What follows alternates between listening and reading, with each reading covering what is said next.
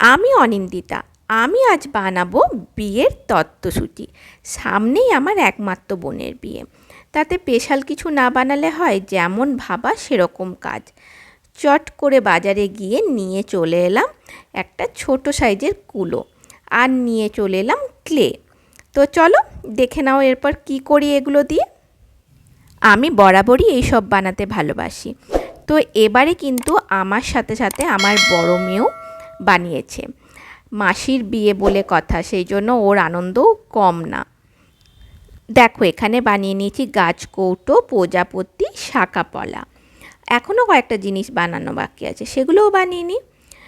দেখো এরপর বানিয়ে নিলাম পান পাতা, পাই আর স্বস্তিক চিহ্ন। এরপর আমি এগুলো ভালোভাবে শুকোতে দেব।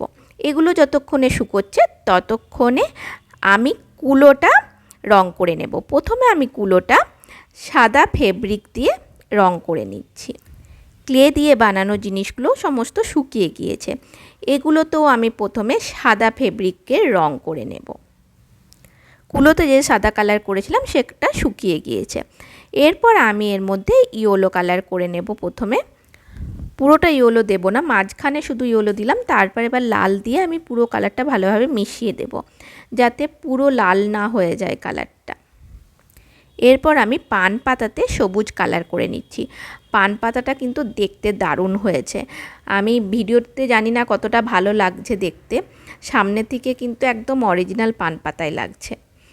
তার পান পাতা আমার রং করা হয়ে গেছে। এরপর আমি প্রজাপতিটা কালার করে নিচ্ছি। তোমরাও যদি তোমাদের স্পেশাল দিনে এরকম সুন্দর তত্ত্বসূচি বানাতে চাও তাহলে আমার সাথে যোগাযোগ করতে পারো।